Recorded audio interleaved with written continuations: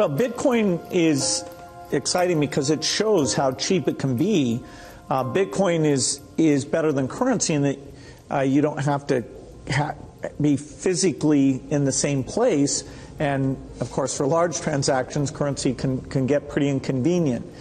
The customers we're talking about aren't trying to be anonymous. You know, they're willing to be known. So the Bitcoin technology is key, and you could add to it, or you could build a similar technology where there's enough attribution that people feel comfortable. This has nothing to do with terrorism or any type of money laundering. No banks, no fees, no inflation. These are the potential perks of this thing called Bitcoin.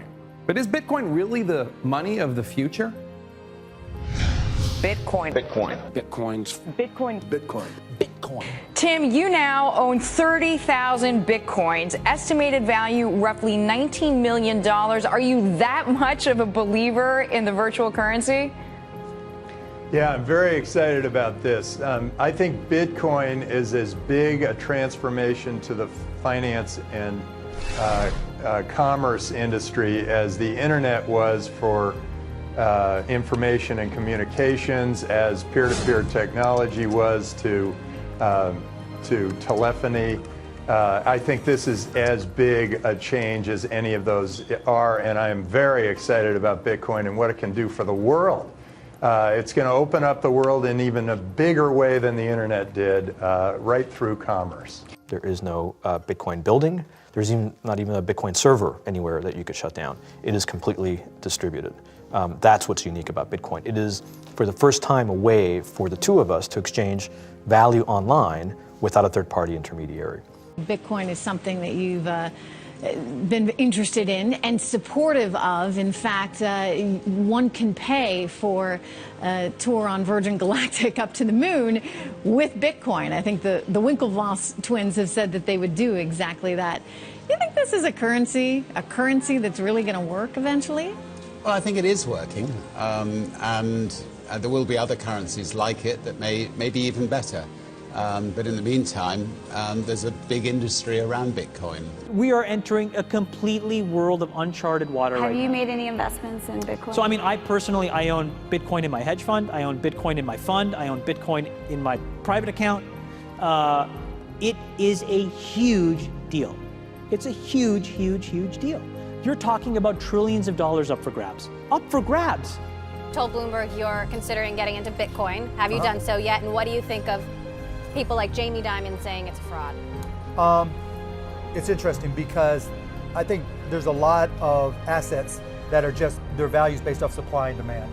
You know, most stocks, there's no intrinsic value because you have no true ownership rights, no voting rights. You know, you just have the ability to buy and sell those stocks. They're like baseball cards. And I think Bitcoin's the same thing. Its value is a function of supply and demand. It doesn't really do anything else. I have bought some. I bought it through an ETN based on a Swedish exchange because that gave me liquidity. Pure Bitcoin? Pure Bitcoin, yeah.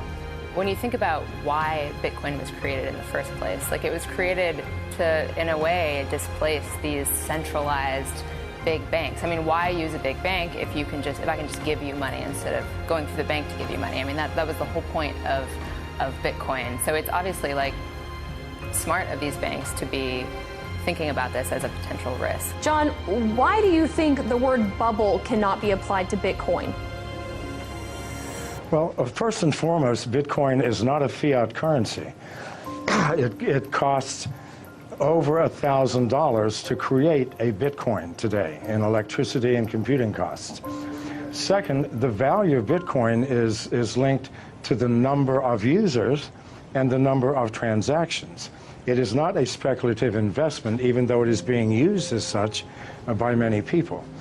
As the Bitcoin network grows, the value of Bitcoin grows. As people move into Bitcoin for payments and receipts, they stop using US dollars, euros, Chinese yuan, which in the long term devalues these currencies. So what you're seeing is more of a currency devaluation than a bubble in Bitcoin. As more people use it, it has more intrinsic value. And again, the cost of producing a Bitcoin increases with the value of the Bitcoin. So this is not something that we're pulling out of thin air. This is something that's created with massive amounts of electricity and computing power.